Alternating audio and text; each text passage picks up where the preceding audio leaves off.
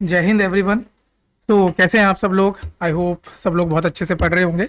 And last हमने video करी थी हमारी स्ट्रेटजी के ऊपर, है ना? सो आई होप आप सबको बहुत अच्छी लगी होगी। एंड मैंने कुछ रिव्यूज़ देखे उन वीडियोस के, एंड आई रियली लव कि जिस तरीके से आपने कमेंट किया एंड आप लोगों ने आगे और भी चीज़ों की डिमांड करी, है ना? तो एक कमेंट उसमें आया था कि सर बुक लिस्ट वगैरह के बारे में बता दो, है ना, और हर सब्जेक्ट के टॉपिक्स के बारे में बता दो। तो अब ये देखो, दो वीडियो का कंटेंट है। तो सबसे पहले तो मैं आज यहाँ पर एक पर्टिकुलर टॉपिक को केटर करने वाला हूँ, that is your complete book list.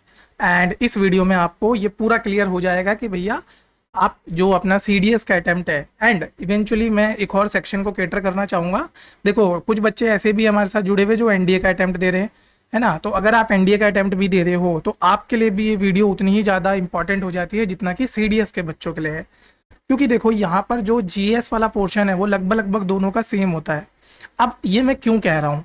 देखो, सबसे पहले तो आपको ये समझना है कि जो जीएस वाला पोर्शन है, कंडक्टिंग अथॉरिटी एक ही है आपकी, दैट इज यूपीएससी। एंड जब भी यूपीएससी क्वेश्चन बनाती है तो वहां पर वो कभी भी इस पर्टिकुलर कॉन्सेप्ट को दिमाग में रख के नहीं बनाती कि भैया वो सीडीएस के लिए क्वेश्चन बना रहे हैं या फिर वो एनडीए के लिए बना रहे हैं। कभी कभी आप देखोगे एनडीए में, लाइक अगर मैं बताऊं, आप उठा के देखो एनडीए 1 2026 एंड आप उठा के देखो CDS 1 2026। चाहे आप किसी की भी प्रिपरेशन कर रहे हो, आप दोनों को उठा के देख सकते हो, है ना? दोनों वाले बच्चे, चाहे एनडीए वाले हो चाहे सीडीएस वाले हो, आपको देखने को मिलेगा कि एनडीए की जीएस ज्यादा टफ थी इस बार और सीडीएस की जीएस थोड़ी सी हल्की पूछी गई थी। सो यहाँ पर आपको, एंड उसमें भी सबसे शॉकिंग बात ये होती है जो नेचर ऑफ क्वेश्चंस होते हैं, मतलब जिस तरीके से क्वेश्चन की फ्रेमिंग होती है, जिस तरह के ट्रैप सेटअप किए जाते हैं, या जिस तरीके से कॉन्सेप्ट को डील किया जाता है कि उसमें से क्या पूछा गया है, स्टेटमेंट 1 में क्या पूछा गया है, स्टेटमेंट 2 में क्या पूछा गया है, तो वो सारी की सारी चीज़ें आपको लगभग लगभग सिमिलर मिलेंगी दोनों के दोनों एग्जामिनेशन में। तो यहाँ पर हम बुक लिस्ट को भी लगभग लगभग सेम रेफर कर सकते हैं। तो आज की इस पूरी वीडियो का मेन मोटिव ही ये है कि भैया जो आपके इंपॉर्टेंट 5 मैंने स्टैटिक के सब्जेक्ट बताए थे, तो उन बच्चों के लिए है ये जिन लोग बच्चों को रिवीजन करना है।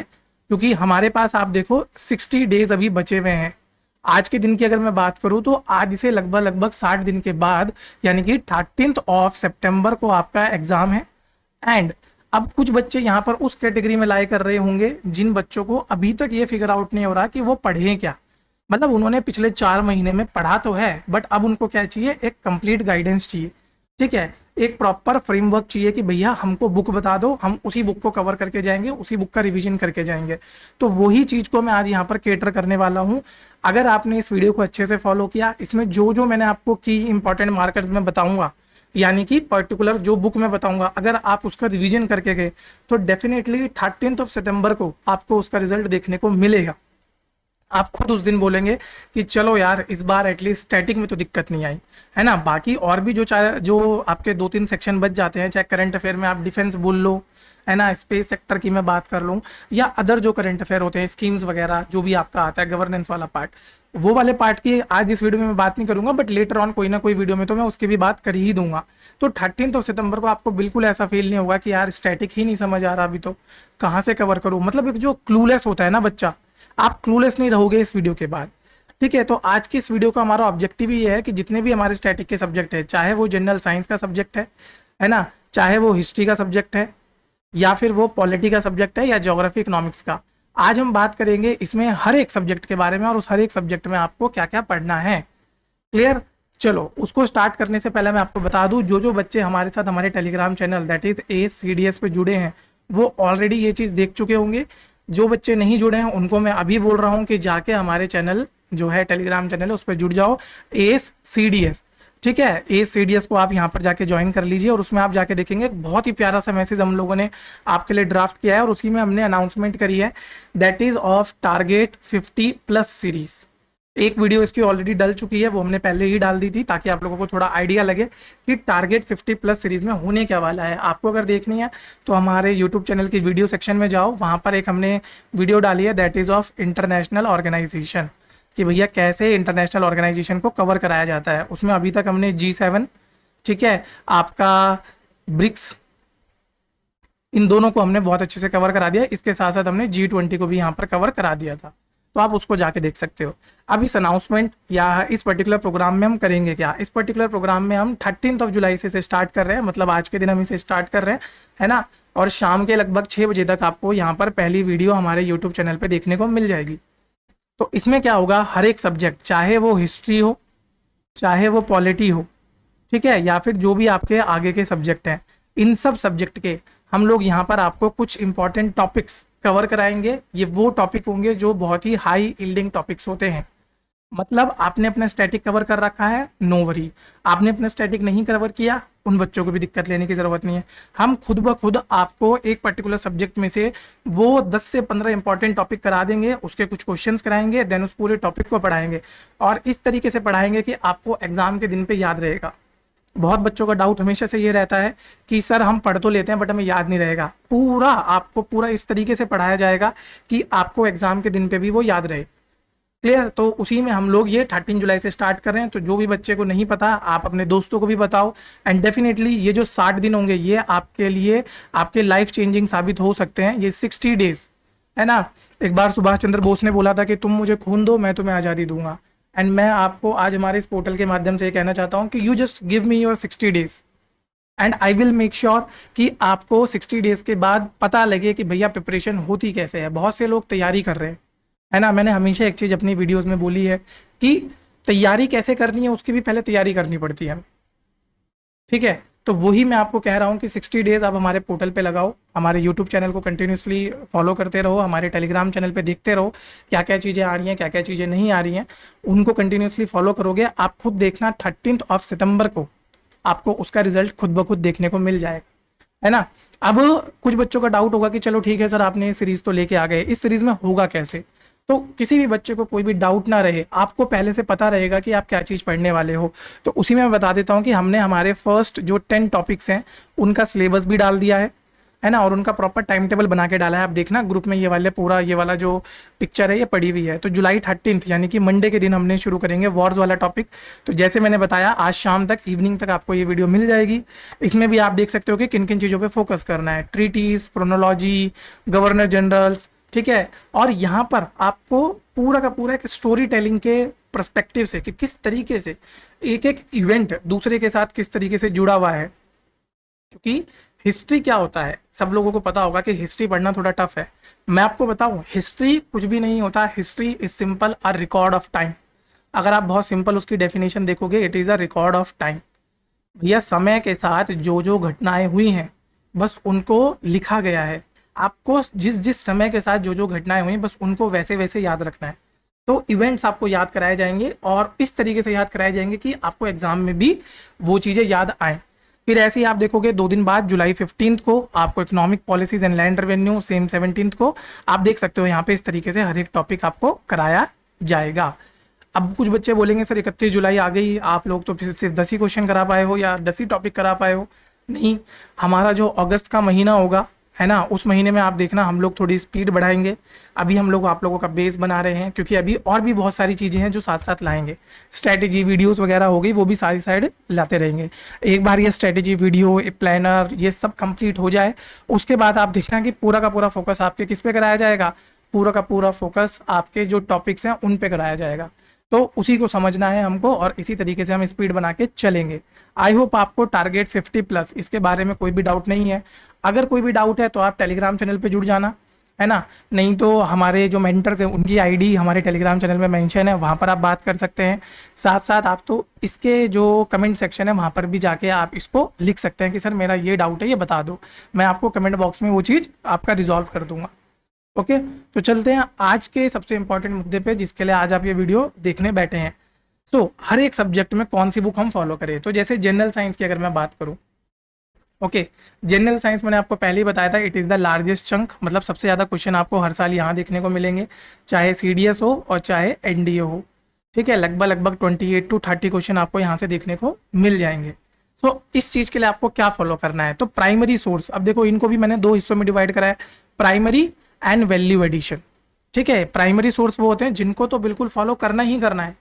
तो यहाँ पर प्राइमरी सोर्स क्या है आपका, NCERT की टेक्स्ट बुक। आप देखोगे class 9th and class 10th की जो आपकी टेक्स्ट बुक है उसके हर एक चैप्टर को पढ़ना है, ठीक है, क्योंकि इसी में आपके तीनों सब्जेक्ट कवर हैं, फिजिक्स, केमिस्ट्री एंड बायोलॉजी। और इम्पॉर्टेंट जो आपको यहाँ पे फोकस करना है, देखो इस पूरी बुक में ना मान के चलो एक पेज है, उसमें साइड में बॉक्सेस बने हुए हैं। बहुत से बच्चे क्या करते हैं, ये जो कंटेंट यहाँ लिखा है उसको तो रीड करते हैं, बट इन बॉक्सेस को देखना भूल जाते हैं। बहुत बार यूपीएससी में देखा गया है, चाहे वो सिर्फ मैं साइंस की बात करूँ, हिस्ट्री की बात करूँ या किसी और सब्जेक्ट की, बहुत बार ये देखा गया है कि उन बॉक्सेस से भी क्वेश्चन आपके उठा के पूछ लिए गए हैं। ठीक है, तो बस वो ध्यान रखना है कि वो बॉक्सेस में जो लिखा है उसको भी आपको नहीं छोड़ देना है। ऐसा नहीं कि बस आप एकदम से इग्नोर करके उनको आगे चल दिए, उन बॉक्सेस को भी अच्छे से पढ़ना है। सो प्राइमरी सोर्स क्लियर हुआ। अब देखो यहाँ पे वैल्यू एडिशन करने के लिए आप क्या कर सकते हो, तो दो बुक है जो आप फॉलो कर सकते हो। आप ल्यूसेंट की एक जनरल साइंस की बुक आती है, उसको फॉलो कर लेना। अलग से अगर ये नहीं मिलेगी तो इसको छोड़ दो। अरिहंत पब्लिकेशन की आपकी एक एनसाइक्लोपीडिया आती है, ठीक है, जनरल साइंस की एनसाइक्लोपीडिया आती है, तो उसको आप फॉलो कर सकते हो। इसमें क्या होता है, इसमें बहुत सारे फैक्ट्स दिए गए होते हैं। लाइक एक क्वेश्चन बताता हूँ, एक क्वेश्चन आया था सीडीएस में, सीडीएस 2025 में आया था, सीमेंट इंडस्ट्री से रिलेटेड, है ना। ये जो सीमेंट इंडस्ट्री वाला था, अब आपको ऑब्वियसली बात है ये एनसीईआरटी में तो नहीं मिलेगा, बट हाँ आपका इस वाली बुक में वो डायरेक्ट था। और बहुत सारे ऐसे सवाल है जो आपको अरिहंत की जो एनसाइक्लोपीडिया है उसमें डायरेक्टली मिल जाएंगे। तो आपको इन दोनों को फॉलो कर लेना है। अब अगर किसी बच्चे को ऐसा डाउट है कि सर कैसे करेंगे, दो बुक है ना, एनसीईआरटी ही कवर नहीं हो रही है, फिर एनसाइक्लोपीडिया कैसे करेंगे, तो भाई उसके लिए ना हम लोगों ने आप लोगों के लिए एक बहुत ही आसान और सरल सा एक सॉल्यूशन निकाला है। हम लोगों ने क्या करी है, हमारी एक स्प्रिंट बुकलेट होती है, और जो बच्चे हमको बहुत टाइम से फॉलो कर रहे हैं उनको पता है स्प्रिंट बुकलेट क्या है। अगर कोई नया बच्चा उसको बता दूं, हमने हमारी स्प्रिंट बुकलेट बनाई है जिसमें हमने एनसीईआरटी प्लस एनसाइक्लोपीडिया दोनों के नोट्स को कंबाइन करा है। तो अगर आपको एक वन सिंगल सोर्स चाहिए तो वो आप एनसीईआरटी यानी कि हमारी जो स्प्रिंट के रिवीजन नोट्स हैं उनको पढ़ सकते हैं। तो वहाँ पर आपको एनसीईआरटी का भी कंटेंट मिलेगा, साथ साथ एनसाइक्लोपीडिया का भी कंटेंट मिलेगा। अब देखो, क्योंकि इस वीडियो में मैं आपको ये नहीं बता सकता कि पर्टिकुलर किस सब्जेक्ट के लिए कौन सा टॉपिक कवर करना है, क्योंकि फिर वीडियो बहुत लंबी हो जाएगी और इसका जो पर्पस है वो डिफीट हो जाएगा, है ना। तो आज इस वीडियो को पर्पस तक ही रखते हैं। इस वीडियो मतलब जो नेक्स्ट वीडियो होगी वो मैं ले आऊँगा पर्टिकुलर टॉपिक वाइज, जिसमें मैं क्या करूँगा, जैसे फिजिक्स है ना, फिजिक्स के इंपॉर्टेंट टॉपिक आपको बता दूंगा कि भैया फिजिक्स में से आपको कौन कौन से टॉपिक करने हैं। अगर मैं साइंस की पूरी साइंस की बात करूं तो वहाँ पे सबसे इंपॉर्टेंट सेक्शन आपका बायोलॉजी हो जाता है। एंड बायोलॉजी से ही आप देखो, ये अगर 30 क्वेश्चन आए हैं, मैं मैक्सिमम एवरेज मार्जिन लेके चलता हूँ, अगर 30 क्वेश्चन आए हैं तो उस साल आप देखोगे 15 से जो 18 क्वेश्चन होंगे वो डायरेक्टली एंड इनडायरेक्टली आपके बायो सेक्शन के ही होंगे। तो आप खुद समझ सकते हैं कि बायोलॉजी कितना इंपॉर्टेंट है। तो मैं क्या करूंगा, अगली वीडियो में आपको साइंस के ही टॉपिक्स बता दूंगा कि फिजिक्स में कौन कौन से टॉपिक्स हैं, केमिस्ट्री में कौन कौन से टॉपिक्स हैं एंड बायोलॉजी में कौन कौन से टॉपिक्स हैं। तो ये आपको कर लेना है। नेक्स्ट जो हमें सब्जेक्ट आज केटर करना है दैट इज योर हिस्ट्री। अब हिस्ट्री की कौन कौन सी बुकलेट आप यहाँ पर फॉलो कर सकते हो, तो हिस्ट्री के खुद 3 सेक्शन होते हैं, आप सबको पता होगा। एक होता है मॉडर्न हिस्ट्री, फिर होता है ancient history and medieval history. अब देखो मैंने इनको ना 2 में डिवाइड किया है, मॉडर्न को अलग से पढ़ना एंड एंशिएंट एंड मिडिवल को साथ में पढ़ना। क्योंकि अगर आप सीडीएस का पूरा पीवाईक्यू का ट्रेंड एनालिसिस करोगे तो आपको एक चीज़ समझ आएगी यहाँ पे कि मॉडर्न के जो सवाल हैं वो ज़्यादा पूछे जाते हैं एंड ये डुएबल होते हैं। मैं आपको पहले ही बता देता हूँ ये डुएबल है। Whereas ancient and medieval के कुछ ऐसे सवाल आते हैं जो अगर ये वाला टॉपिक थोड़ा सा हार्ड सेक्शन में अगर गया है तो वो क्वेश्चन डुएबल नहीं होते, ठीक है, वो क्वेश्चन थोड़े से ज़्यादा टफ हो जाते हैं। तो यहाँ पर आपको फोकस ज़्यादा किस पे करना है, मॉडर्न पे। एंड मॉडर्न के लिए आप क्या पढ़ सकते हो, सबसे पहले तो एनसीईआरटी आप कौन सी फॉलो करोगे। सो क्लास 12th की आपकी थीम की 3 बुक्स होती हैं, थीम 1, थीम 2, थीम 3, है ना। उसमें से आपका 3rd पार्ट आप कवर कर सकते हो। ये पूरा का पूरा आपका मॉडर्न इंडियन हिस्ट्री बेस्ड है, जिसमें कि आपको इंडियन नेशनल मूवमेंट, ठीक है, ये पूरा का पूरा फोकस है आपका इंडियन नेशनल मूवमेंट के ऊपर, तो वो आपको कवर करना है। एंड फोकस भी आपको यहाँ पर यही करना है कि कुछ इंपॉर्टेंट लैंडमार्क जो इवेंट्स हुए हैं जैसे स्वदेशी,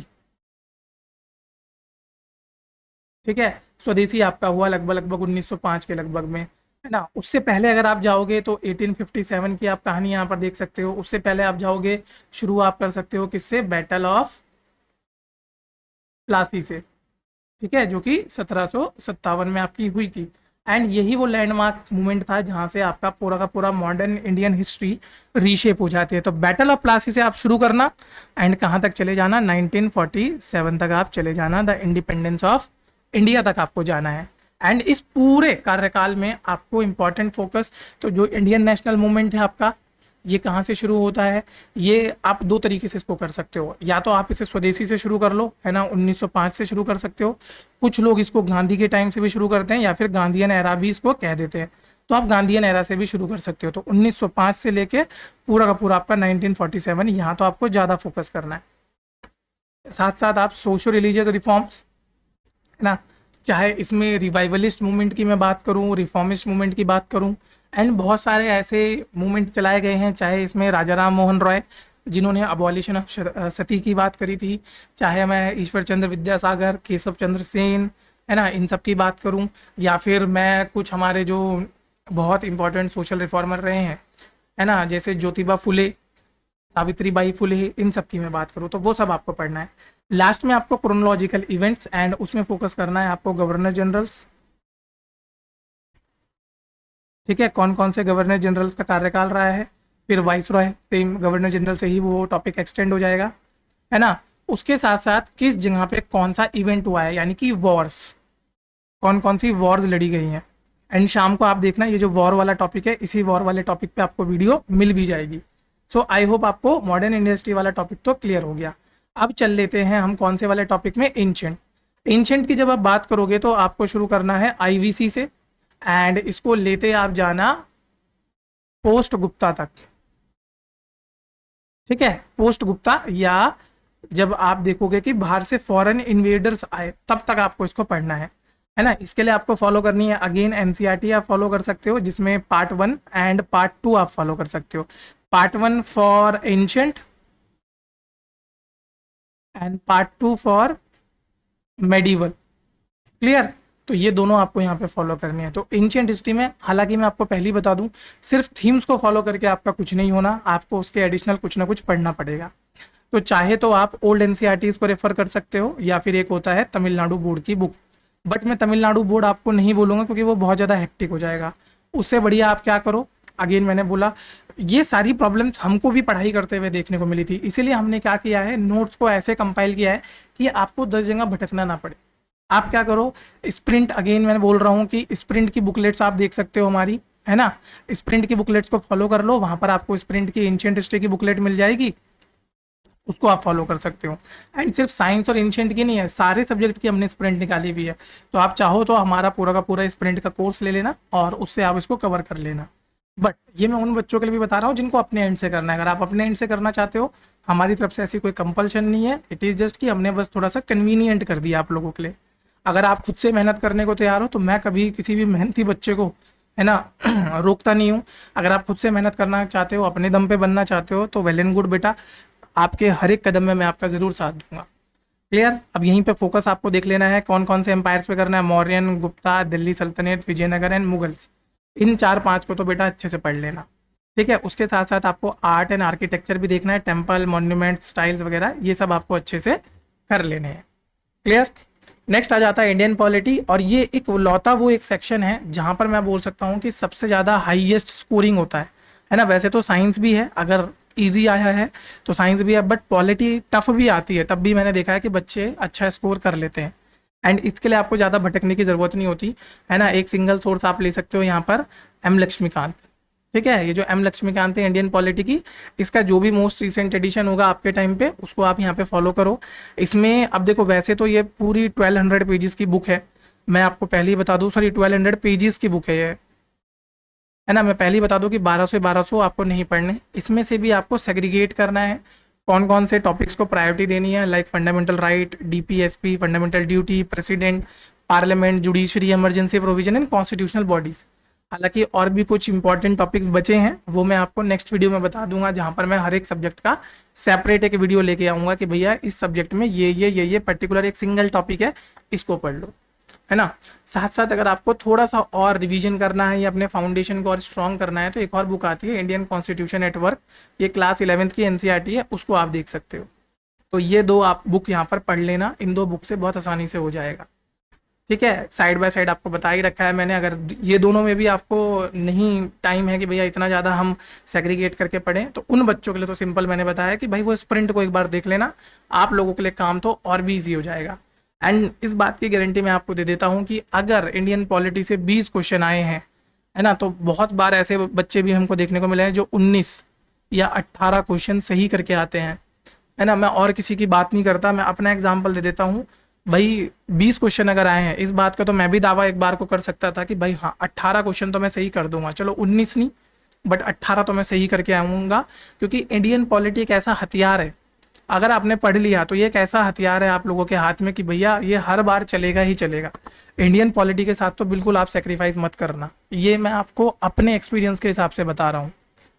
नेक्स्ट आप देख सकते हो यहाँ पे अगला सब्जेक्ट होता है आपका ज्योग्राफी, एंड ये one of the vast subject है, क्योंकि इसको कवर करना एंड होलिस्टिकली कवर करना थोड़ा मुश्किल है ना। तो यहाँ पर क्या होता है, आपको देखो मल्टीपल बुक्स हैं और मल्टीपल एरियाज हैं, कहीं पर आपको फैक्चुअल डेटा भी पढ़ना है, कहीं पर आपको कंसेप्चुअल क्लैरिटी भी चाहिए, फिर आपको मैपिंग वाला एप्लीकेशन बेस्ड क्वेश्चन भी आपको देखने को मिलेंगे, तो उन सबको देखते हैं। तो कोर तो आपको 4 बुक है जो कंप्लीट करनी ही करनी है, वो अगेन एनसीईआरटी की है। मैं देखो आपको कोई भी ऐसा सोर्स नहीं बता रहा हूँ जो आपको ऑनलाइन नहीं मिलेगा, है ना। एनसीईआरटीज हर किसी को फ्रीली अवेलेबल हो जाती हैं, आप उसको डाउनलोड करो, अच्छे से हाईलाइट करो, पढ़ो, मस्त करके उसके नोट्स बनाओ, कोई दिक्कत नहीं है, ठीक है। तो यहाँ पर आपको class 11th and class 12th की 4 बुक्स हैं, उन चारों के चारों को कंप्लीट कर लो। पहली है फिजिकल ज्योग्राफी, सेकंड है इंडियन ज्योग्राफी, ठीक है, ये दोनों क्लास 11th की है। क्लास 12th की बात करूँ तो एक है ह्यूमन ज्योग्राफी एंड सेकंड है इंडियाज पीपल एंड इकोनॉमी। तो ये 4 बुक आपको अच्छे से पढ़ के जाना है, इनके प्रॉपर नोट्स बनाने हैं आपको। फोकस किस चीज़ पे करना है वो आप यहाँ पे देख सकते हो। इसके अलावा आप देख सकते हो कि कुछ साइड बाय साइड आपको बुक्स मिल जाएंगी, जैसे जीसी लियोंग है ना, फिजिकल एंड ह्यूमन ज्योग्राफी के लिए। ये भी बहुत से बच्चे फॉलो करते हैं, जो भी यूपीएससी की तैयारी करते हैं उन बच्चों को इस बुक के बारे में पता तो होगा ही, तो आप इसको भी फॉलो कर सकते हैं, बट ये रेफरेंस के लिए है। मेन आपका कोर जो एरिया है दैट इज़ योर कौन से वाला एरिया है, ये वाला एरिया, ये 4 एनसीईआरटी तो आपको कवर करके जानी ही जानी है। इसके बाद आ जाता है एक और section that is called mapping. अब देखो बाकी कुछ आए ना आए, ये मैं आपको पहले बता रहा हूँ, बाकी कुछ आए ना आए, ज्योग्राफी से यहाँ से सवाल आए या ना आए, यहाँ से सवाल आने पक्के हैं, क्योंकि ये करंट अफेयर से भी रिलेट कर जाता है। अब कैसे देखो, अगर मान के चलो यूएई या अभी रिसेंटली वेस्ट एशिया कॉन्फ्लिक्ट हुआ था, तो वेस्ट एशिया न्यूज में था, है ना। उससे पहले आप देखो इजराइल, ठीक है, इजराइल हमास कॉन्फ्लिक्ट हुआ था, तो आप देखोगे कि इजराइल के बारे में क्वेश्चन पूछा गया था, है ना। इजराइल के बगल में आपने देखा होगा कि मेडिटेरेनियन सी है, तो मेडिटेरेनियन सी की नेबरिंग कंट्रीज पूछ ली, और ऐसे बहुत सारे एग्जांपल्स आपको देखने को मिलेंगे। ऐसे ही आपने देखा होगा कि ब्लैक सी को लेके कुछ कॉन्फ्लिक्ट हुआ था, ब्लैक सी में रशिया का कॉन्फ्लिक्ट चल ही रहा था, ठीक है। तो पूरे के पूरे ब्लैक सी की नेबरिंग कंट्रीज पूछ ली थी। तो जो मैपिंग वाला एरिया है बेटा, वो तो आएगा आएगा। तो आप कोई सी भी एक एटलस ले लो और उसमें कंटिन्यूसली, सबसे पहले तो देखो इसको ट्रैक कैसे करना है, क्योंकि सिर्फ 60 दिन बचे हैं, है ना। ऐसा नहीं है कि आप हर एक मैप को पूरा अच्छे से पढ़ लोगे, ह्यूमनली पॉसिबल नहीं है। करो क्या, करंट अफेयर में कोई भी एक जगह के बारे में आपने सुना, ठीक है, एग्जाम्पल के तौर पे वेस्ट एशिया आपने सुना, तो वेस्ट एशिया का पूरा मैपिंग आप देख लो, वहाँ पर कौन सी नदी है, वहाँ पर कौन सा माउंटेन है, ठीक है, वहाँ पर कौन सा समुद्र है, कौन सी सी उसके पास लग रही है, कौन कौन सी कंट्री है, दोनों पॉलिटिकल एंड फिजिकल एस्पेक्ट से दोनों को कवर करके चले जाओ। अगर यूरोप की मैं बात करूँ, रशिया का कॉन्फ्लिक्ट चल रहा था, तो रशिया के आसपास की नेबरिंग कंट्रीज आप कर सकते हो।